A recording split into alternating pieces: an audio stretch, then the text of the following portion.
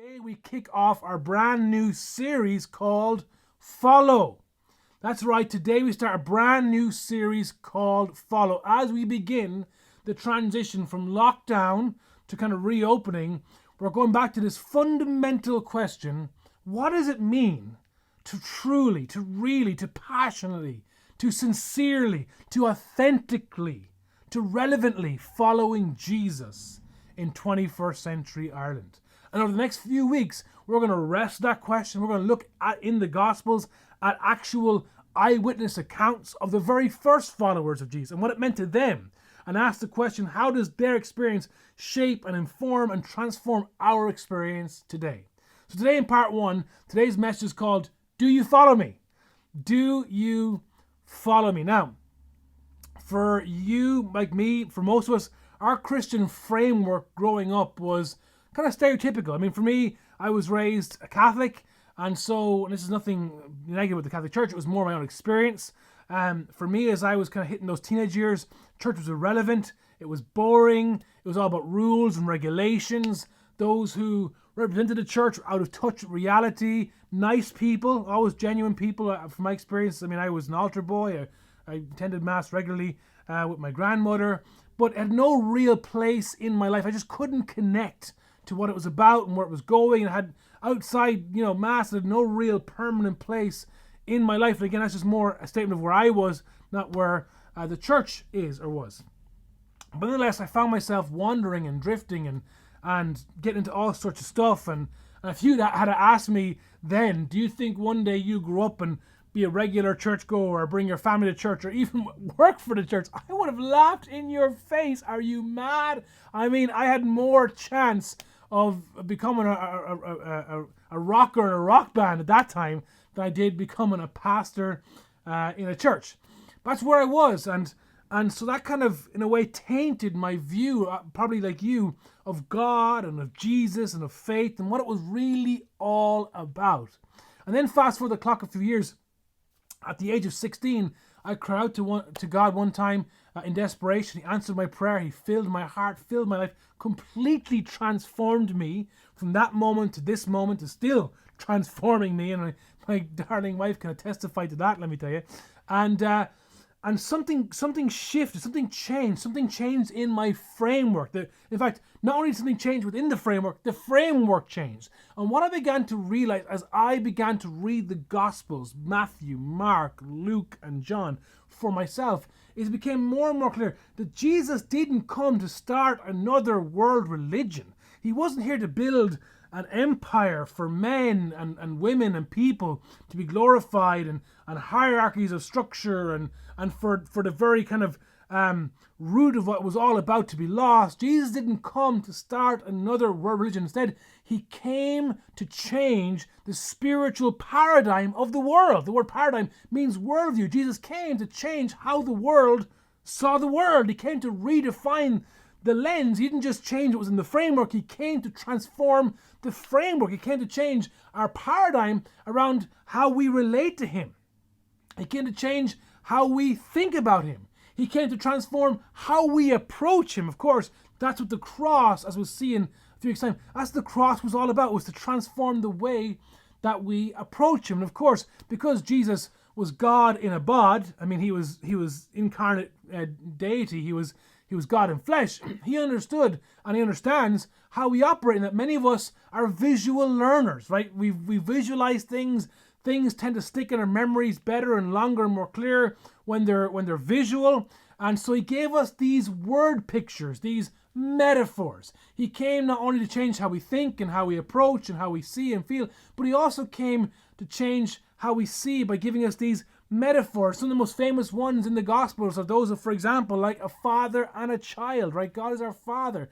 We are his children. Again, as I go through this wonderful experience this week of holding a brand new born baby, this 3-4 day old baby, this little precious person who, is just a joy of our hearts, and nothing's more important than him and his brothers in our lives. I mean, if you're a father or mother, you know what I'm talking about, just a sense of where this is my child, this is my son, and then all the responsibility of I'm its father and I'm his provider and all these things, and And just that sense of intimacy, and that, when the baby cries, and of course, I had 4 kids, but the 6 months this may not be the case, but in the first few weeks anyway, baby cries, you run to its rescue. You're like, you're almost arguing with your spouse over who will pick him up first. And then, of course, 6 months later, it's like, no, you change it. No, it's your turn. No, it's your turn. But in the beginning, a sense of just father and child, it's special, this bond, this sense of wonder, this incredible thing that is birth. We understand that metaphor. Jesus also talked about the idea of being a vine and branches. Now, this is a little more difficult for us in our culture to understand. I have here a plant. I don't know if you can see it with the green screen. Because Jesus' culture was an agrarian culture, people understood farming metaphors a lot better than we would today. And so he talks about how a vine and branches, the vine kind of is in the earth, and it brings up all the nutrients and all the riches from the soil, and it feeds and supports, and it allows the branches to be fruitful. Maybe a better 21st century equivalent is our phones, right? That ultimately our phones connect us to the world, our phones connect us to each other, our phones keep us connected relationally. So the vine and the branch, and of course Jesus also used the powerful image or metaphor of shepherd and sheep.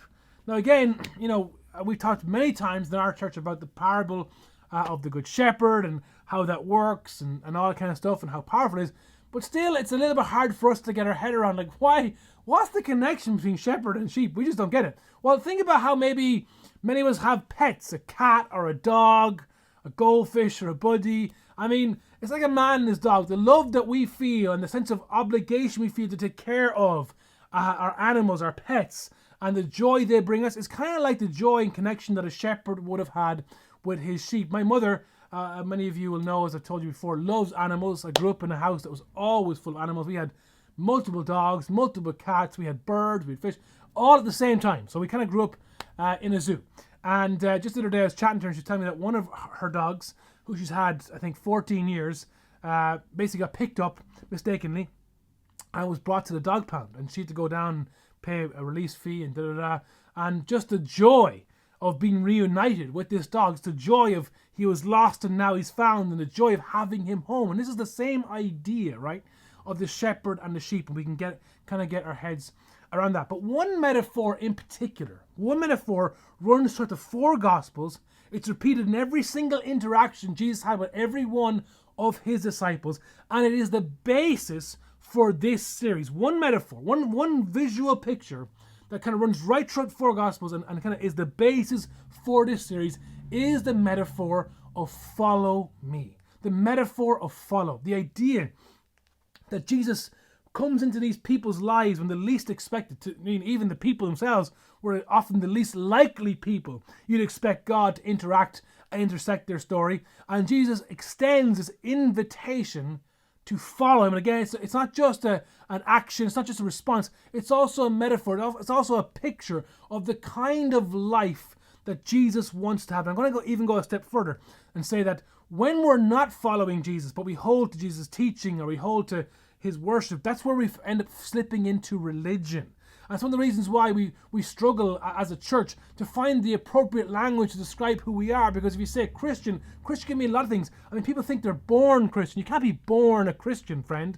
It's a choice. People say, no, my parents are Christian, therefore it's just very hard to pinpoint what we should be called. And for me, and if you've been around Lighthouse, you know I use it quite a lot. The best term is that I am a Christ follower. I wasn't born into this.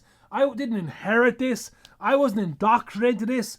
I follow Jesus as best as I can. And what we're going to be asking over the next few weeks is, what does it mean to be a Christ follower in 21st century Ireland? Now today our first text is found in Matthew's Gospel, chapter 9 and verse 9. And we're going to look at the calling of Matthew.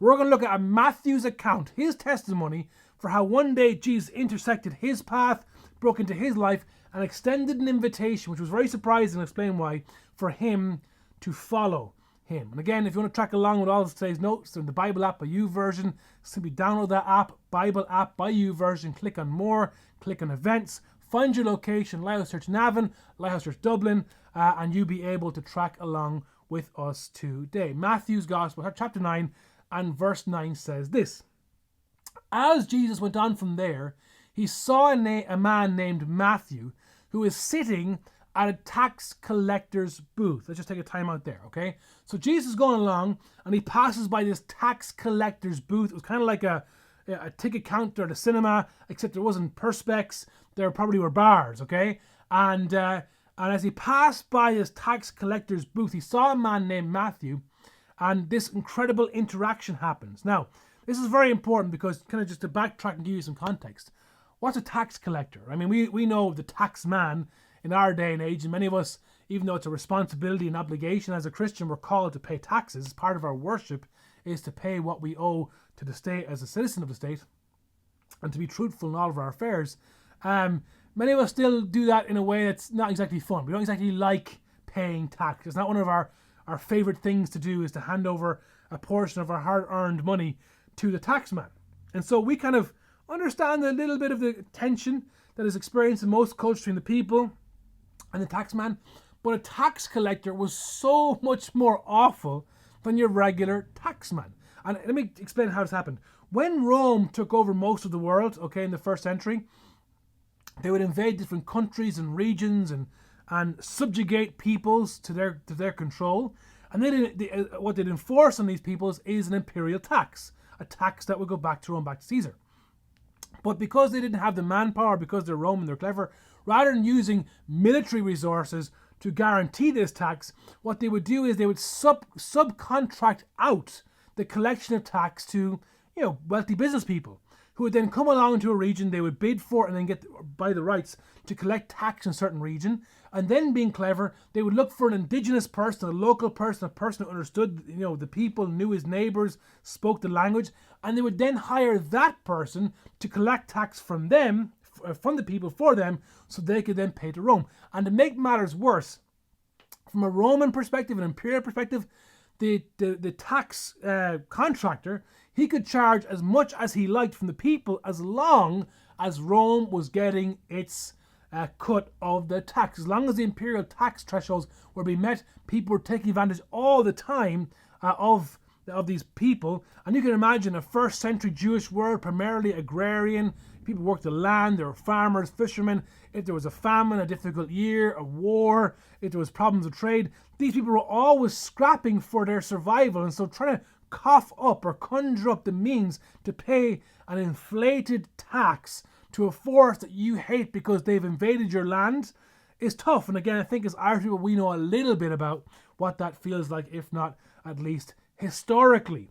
But can you imagine the sense of betrayal people felt when one of their own, a cousin, a brother, a friend, the neighbor on the street becomes a taxman? He now is the sharp edge of the sword, enforcing not only Roman rule, not only reminding you daily of its occupation, not only reminding you of the humiliation of the fact that you've been defeated and are under the control of a foreign power, but also enforcing on you this ridiculous, this pressurized tax system, which was corrupted, was wrong, and was only going to feed the very machine that you wanted to see destroyed.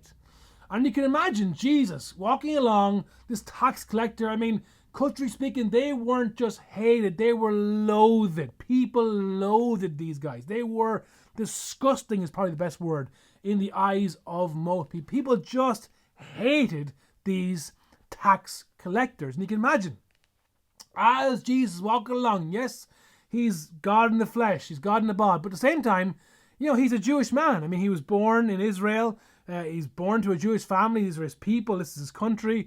You can imagine what Jesus, should have done, what we would have done if we were Jesus, is just walked to the tax collector booth and kind of leaned up and got up in Matthew's face and said, you know what?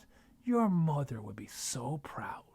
I mean, you're the man. Look at you, so great, up there, locked up on your little hut, collecting tax for Caesar. Aren't you great? Aren't you savage? Oh, sure, you're the man. You can imagine Jesus, right, giving this guy some steak, but he doesn't.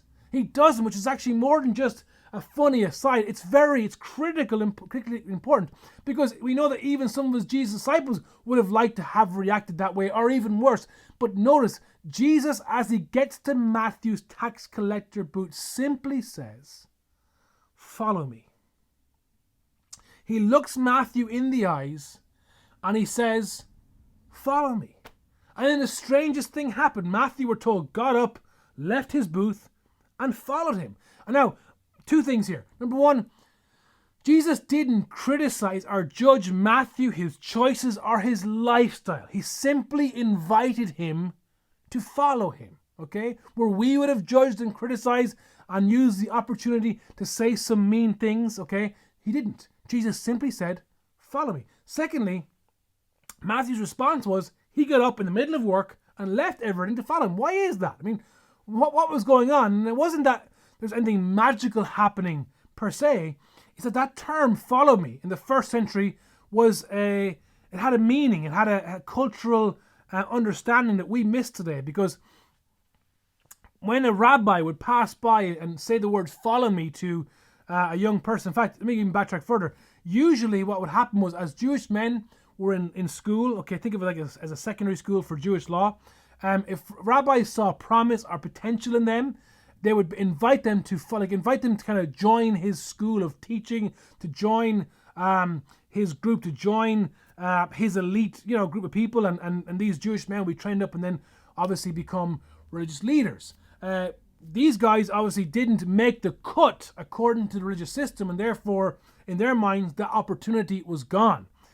But Jesus walks by Matthew's booth and says to him, hey, come follow me, which in modern day speak is like you're hired, like you're in, like you won, like I want you to be part of this thing. And Matthew's shocked because he's like, well, number one, I'm past my prime. Number two, I'm a tax collector. Number three, did I mention I'm a tax collector? I mean, I work for the bad guys, okay? I work for your enemies, and you're calling me to follow you.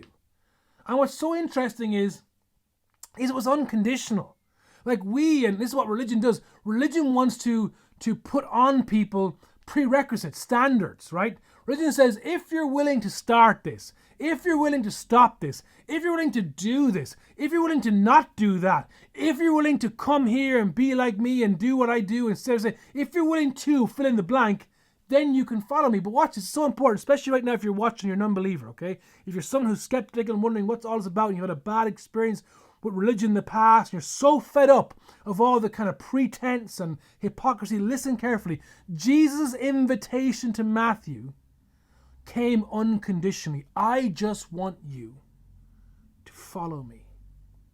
In fact, Jesus called all of his disciples this way. From Matthew the tax collector, to Peter the fisherman, to the rest of the guys and even gals he called, Mary Magdalene, he simply called them to follow him. And I believe that Jesus is still calling men and women all over the world. Maybe he's calling you right now to follow him. The question is not what religion am I, what faith am I, what denomination am I Catholic, am I Protestant, am I Christian, evangelical, Pentecostal? The question is, my friends, the burning question is, this really is my heart's desire for our church, is not what label do we take. The question is, am I following Jesus? Am I following him? And the story continues. Verse 10. While Jesus, so basically Matthew follows him back to Matthew's house, which is quite interesting, okay? So now Jesus is at Matthew's house and they're having dinner, which at first glance, like, that's a very nice thing to do. Very nice for Matthew to host. Very nice for Jesus to oblige. But something much more significant is happening here, because the idea that Jesus, as a religious leader, as a rabbi, as a teacher, would not only hang out with a tax collector, but actually go to his house was just unforgivable. I mean, it was unforeseen, unforgivable. This was just something you would never, ever do. It was like one of the worst things you could do in that culture at that time. It was so wrong, so bad. It was so non-PC, okay? It just wasn't something you would do. Because, again, the culture was such that these were the worst of the worst. You wouldn't hang out with them, you wouldn't spend time with them, you wouldn't talk to them, and you would never cross the threshold of their doorway.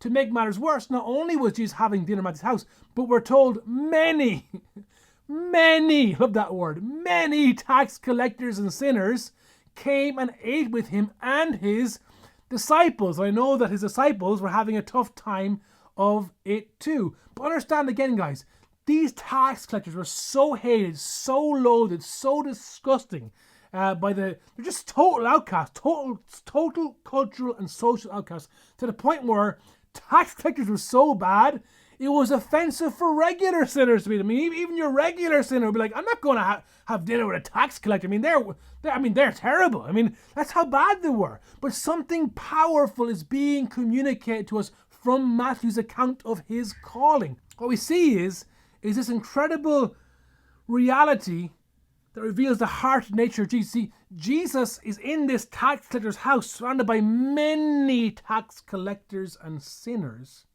And yet Jesus was unusually comfortable with these people. And not only that, but something else which is really cool. And these people were also unusually comfortable with Jesus. I mean, Jesus around all these people who are the opposite of religious. They're not churchgoers, not, good Bible-believing Christians, not any of those stereotypes. They're the other group, whatever that might be in today's culture.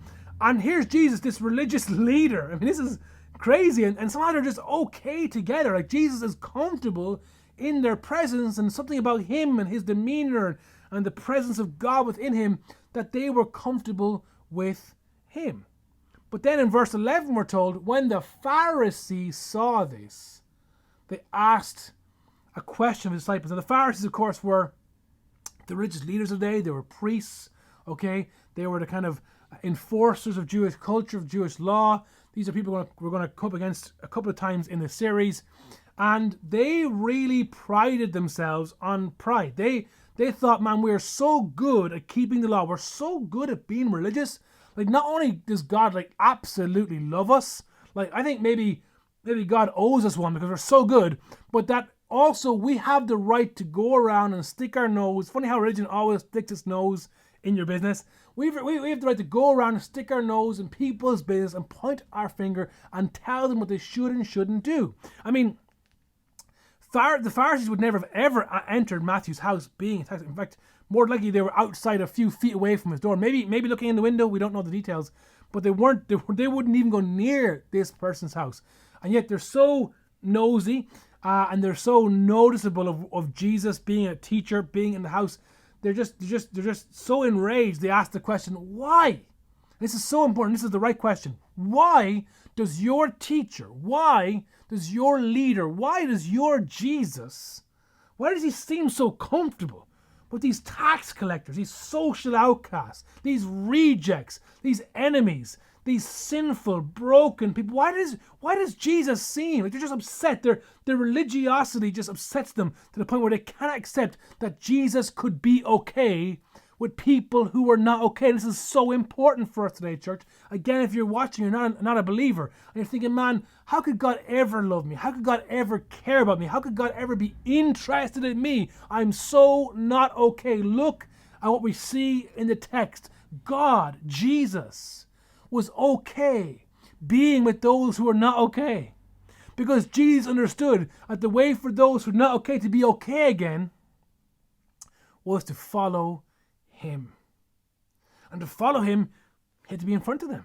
He wasn't absent up some mountain calling them to the clouds. He was in his living room. He was sitting at his kitchen table hearing him talk about whatever it was they talked about that evening.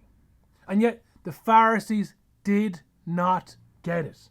I mean, Jesus, the very person, the Messiah, the one they've been waiting for, the one they've been praying for, the one they've been spent their whole life studying about, standing right in front of them, and they don't get it. And this is true today.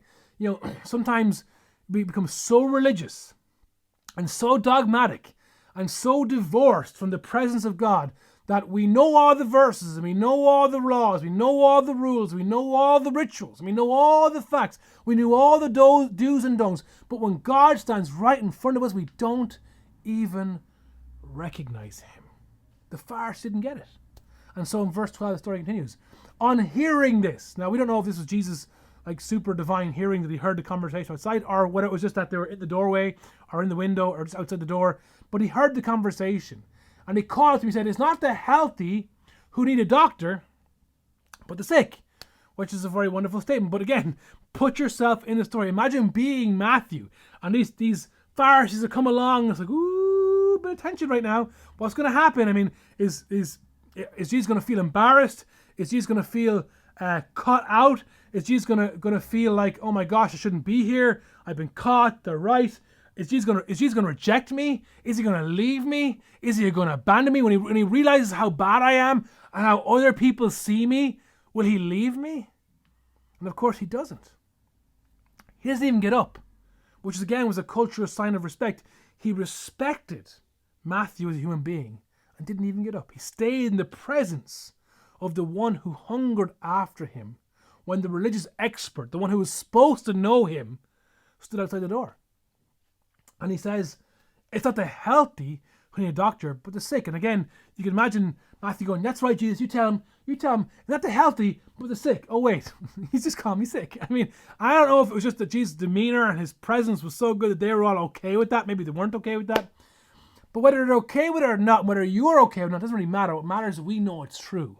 We know it's true. Come on, friend. Let's be honest with ourselves. We know deep down inside of us something is not well. Something is not right. It's why we watch TV and pay so much money for movies and entertainment. We want to be numb to the brokenness inside of us. It's why we buy self-help books. It's why we go on, betterment courses. It's why we buy into all this stuff, because we're so unable to fix ourselves at a fundamental level. Only we know the truth of the brokenness within us. We know that deep down, even though on a superficial level we keep it all together, deep down we are broken. Deep down we are needy. Deep down we are sick and we need help. And there's nothing wrong with that. There's nothing wrong with needing help. Nothing wrong with recognizing that there's something in me that's just not right. There's something in me that needs some kind of supernatural touch that I cannot fix myself.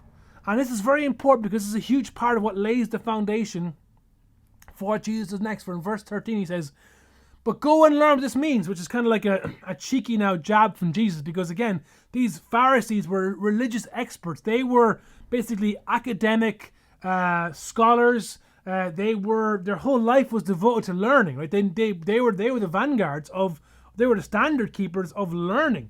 Not just learning in general, but specifically Jewish law. So Jesus kind of, throws a little jab at them by saying, a bit cheeky, by saying, hey, go and learn something. And it wasn't even learn something new. There was a little bit of a sting to it.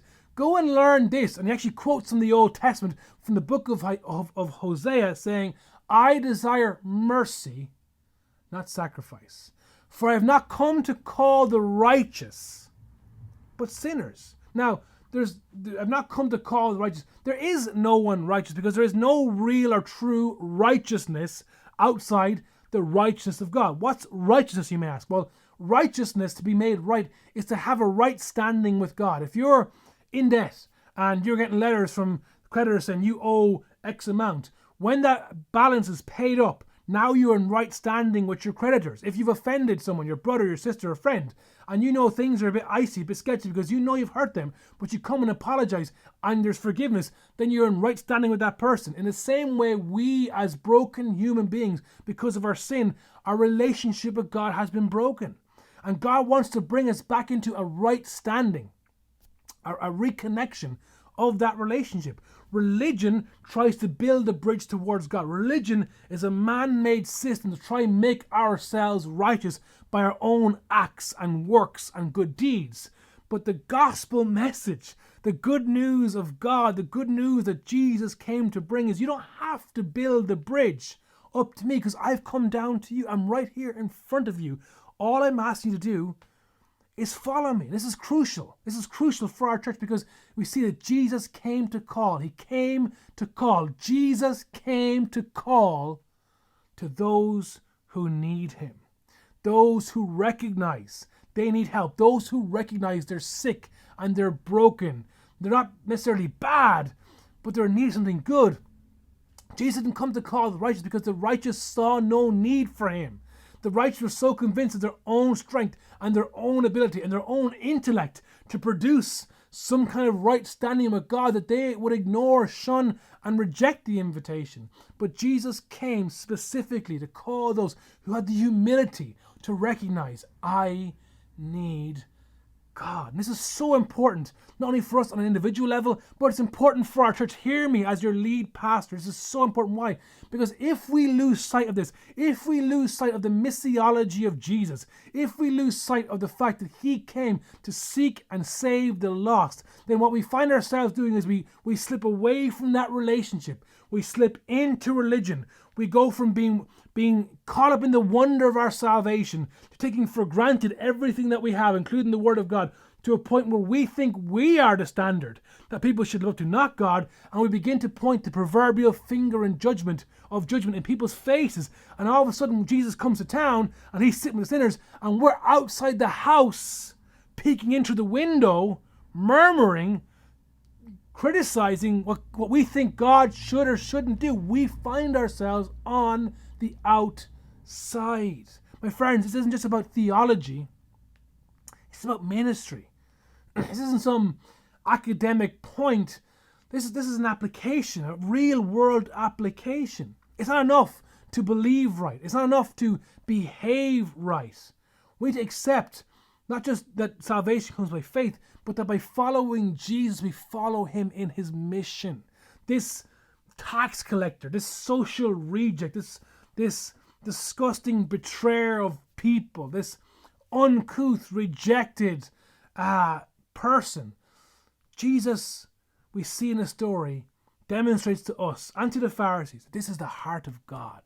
He came to seek and save the lost. The Pharisees' message was, religion's message is, change and you can join us. If you act like us, talk like us, walk like us, follow our rules, fit into our system, conform to what we want you to conform to, then you're welcome in our club. But the gospel message cuts through the face of that. The gospel message runs counter-current. He says, hey, you don't need to change to join us. Join us and you will change. The Pharisees say, hey, change and you can join us. Jesus says, follow me and you will change. Follow me not into joining a religion. I'm not asking you to join a religion. I'm not asking you to sign up to a religion. If you're watching today and you're a non-believer or a new believer or someone who's new to church, I'm not asking you to join our religion. I'm not asking you to change your label, okay? Your religious tradition. I'm asking you to open up your heart to the possibility of following Jesus in relationship as a father and child. My son is small. He can't walk. He can't talk. He can't feed himself. He needs me to do these basic things. Not forever, but he'll need me for a season. Jesus is asking you to trust him as your father, to hold you, to mend you, to restore you. Jesus is inviting you to follow him like a vine and branches. That by being connected to the source, we'll have all the nutrients we need to be fruitful, to flourish in life. Jesus asks you to trust him like a shepherd and a sheep, a man and his dog, whose best interests are his heart. Jesus is reaching out to you, friend, today. Regardless of who you are, where you're from, what you've done, and he's extending this invitation. Yes, it may really frustrate religious people, and religious people are frustrated by it, but nonetheless, Jesus puts it to his side and he says to you, I'm not going to leave you, I'm not going to reject you, I'm not going to be embarrassed by you or ashamed of you. I know you. I formed you, I created you. I put you in this world on purpose and for a purpose, and I call you to follow me. I call you to follow me. The question is, will you follow? Maybe you're thinking, well, how can I follow Jesus? I mean, I'm not qualified. I mean, if you only knew the truth of who I am or what I believe or what I've done or whatever, you'd never ever think that I could. Listen, can you imagine Matthew's surprise, his shock, that not only did Jesus see him, but that Jesus was willing to approach him, Jesus was willing to spend time with him, Jesus was willing to be seen with him, Jesus was willing to take social flack for him, and Jesus would call him to follow him. Matthew was not disqualified, and neither are you. As I begin to close this first message, let me give you 4 takeaways of this qualification. 4 takeaways for today's message. 4 things I want you to think about in practice for your life. Number 1, you think, well, man, I'm a sinner.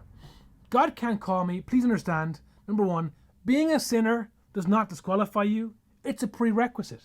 It's a prerequisite. Jesus did not come to call the righteous. Righteous here being defined as those who think they do not need God. Okay?